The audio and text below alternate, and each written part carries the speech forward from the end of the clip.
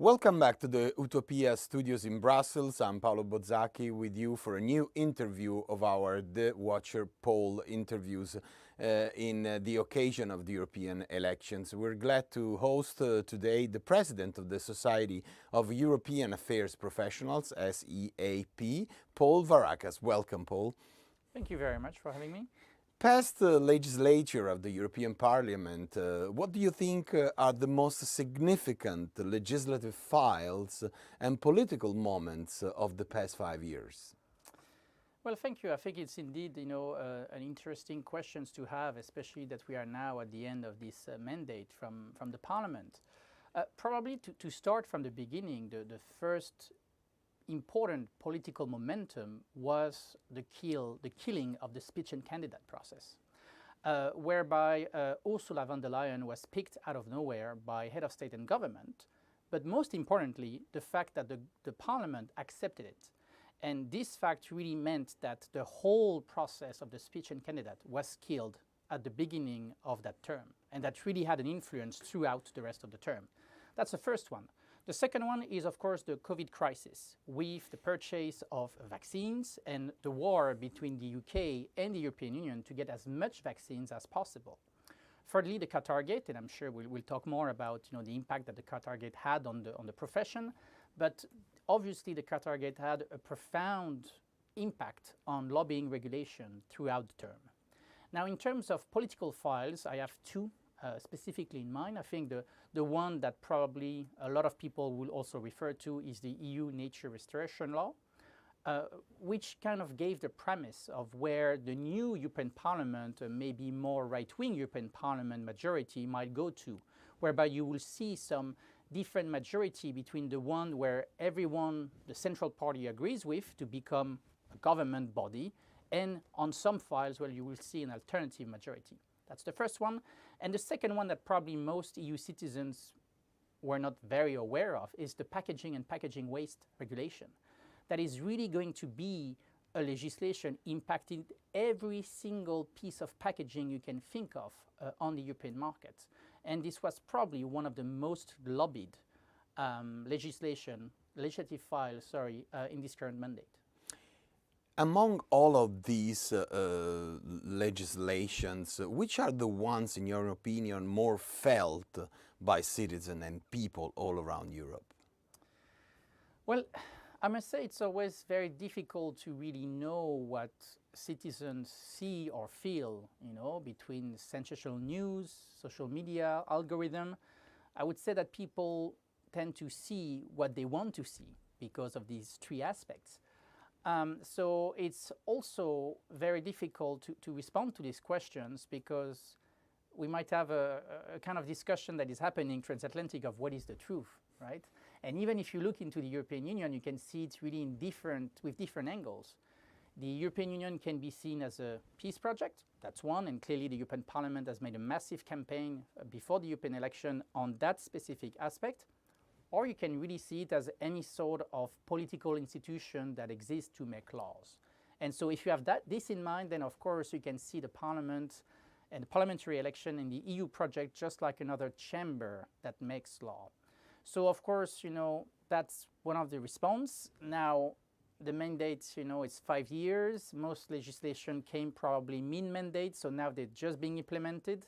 So most of the files that really citizens do see and feel are the one from the previous legislation. That could be really the single cable that you have, of course, for phones, and also, the implementation of GDPR through social media. And probably we'll see more and more, especially regulation on digital platform, having a real impact on EU citizens. Let's jump into the future. What are the key challenges for the next mandate from the EU point of view? Well, different challenges, different responsibility. I think first and foremost will be looking into the whole political spectrum across the EU. How do we reconcile different political families to form one kind of EU government? Will you find a stable majority to form that government? I think that's the first challenges that we'll see probably the second part of this year after the EU election. But also for the EU Commission and the EU institution in general to really try to grasp the fact that you do not need to legislate all the time to exist. You know, not all market developments usually needs a legislative answer. A lot of things can be done with current legislation through enforcement. And I think this paradigm, this shift of mindset really needs to happen so that people, and including, you know, civil servants at the national level, don't get this kind of like legislation fatigue, everything change constantly. You know, we are seeing a gap, really like a gap that is widening between the US and the EU in terms of economy. And this gap is partly because we have more and more regulation that really constrain innovation throughout the EU. So the mindset needs to happen so that there is a shift and maybe trying to bridge that gap. Let's talk a little bit about your role. You're president of the Society of European Affairs Professionals. What European affairs professionals, lobbyists, ask you the most? Oh, what do they ask me the most? Well, I would say most lobbyists, you know, are asking me to defend their profession. You know, we usually, you know, you mentioned, you know, at the beginning, our acronym SEAP. I like to, you know, simplifying by saying that we are the lobby of lobbyists. As funny as it sounds, you know, we have, you know, certain legislation that apply to us that can go from, you know, access to the actual parliament. Can you meet people, decision makers? But also, you know, what kind of, you know, data you provide, and especially how accurate the data needs to be on the register. These kind of very technical questions, as well as more philosophical. Can we lobby the way we lobbied a few years ago? Will we be able to do it in the coming years? Was the COVID, in this sense, like a sliding door for your kind of professionals? How did it impact to you? Well, I think the first impact is obviously, and it's more, you know, a budget one, is of course that, you know, with every offices closing down, there were a lot of furlough. A lot of people had to be let go. So all the budget for public affairs communication, you know, the second part of 2020 were slashed. So this has a really impact in terms of, you know, market, the labor market for lobbyists. But secondly, of course, is how do we redefine ourselves in a digital era? We saw, of course, there was a massive increase of use of online tools, which brought different challenges. One, we don't have this warm, cozy feeling that we have right now, you know, that's one. Second is the fact that not all online meetings were necessarily considered to be meetings.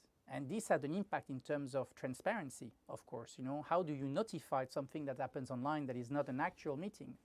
And thirdly, of course, in terms of, let's more call it, you know, competition between lobbyists, the one, you know, since we had politicians that were at home or civil servants working from home, the one that had the mobile numbers of these people, of course, had a better access than the one who didn't. And this creating really a gap, in competition gap between lobbyists who had these contact details and the one who didn't. Going back to sliding doors, Qatar Gate for sure has been a sliding door for the EU activity in terms of transparency. How did the EU responded to it, and what more should be done in the next mandate for increasing transparency in the European Union?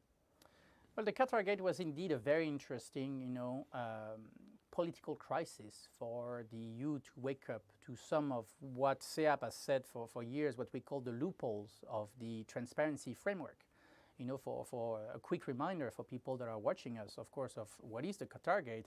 In a sense, it was a former MEP turned lobbyist that was able to make the case discreetly about foreign countries, you know, within the European Parliament without being registered on the transparency register. So the question came, of course, how did that happen, since we have an obligation to be on the transparency register to actually do what it did?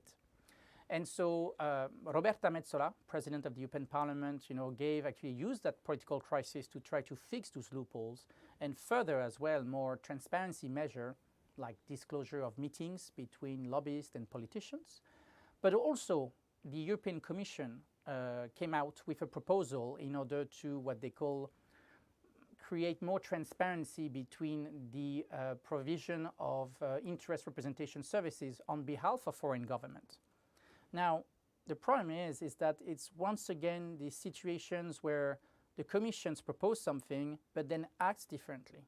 And to give you the example, a few months ago, the ex-Prime Minister of Finland, Sanna Marin, went to meet 5 EU commissioners, including the presidency of the EU, the Belgian presidency of the EU, while working as a lobbyist for the Tony Blair Institute.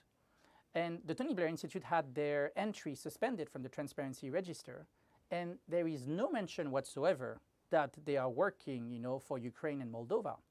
So again, when you ask, what needs to be done in the coming years, I think is that we need a shift of the culture of integrity and transparency in the next mandate, whereby the rules that the EU institutions ask others to follow needs to be abided by them. And that's the most and crucial part, if we really want to make people, believe that transparency is the norm rather than the exception. Last is a crucial question. It's just not my curiosity, but I mean, it's a matter of communication of lobbying. Because you are felt by citizens mostly as the bad guys. How to convince citizens that your facilitating role and facilitating dialogue between the private sector and institutions is a positive role for everybody?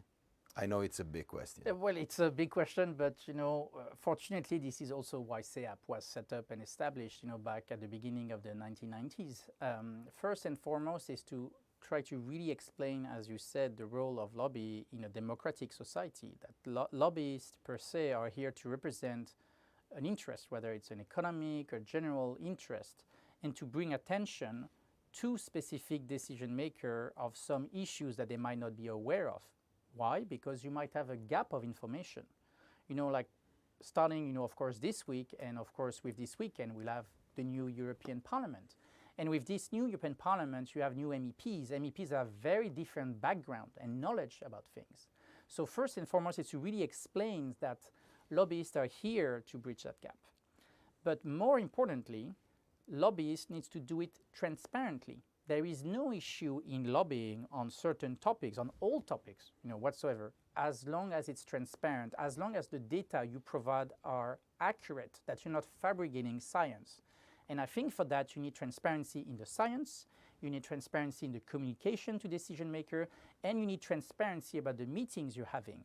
There's nothing worse than discovering that a secret meeting has happened. If you disclose everything, then there is no issue, because everyone knows who has met whom. We thank Paul Varakas, the president of the Society of European Affairs Professionals, SEAP, for being with us. Thank you. Thank you very much. And I give you the appointment because our marathon for the European election with this, the Watcher poll continues. From Paolo Bozzacchi, UTOPIA Studios, Brussels. Goodbye.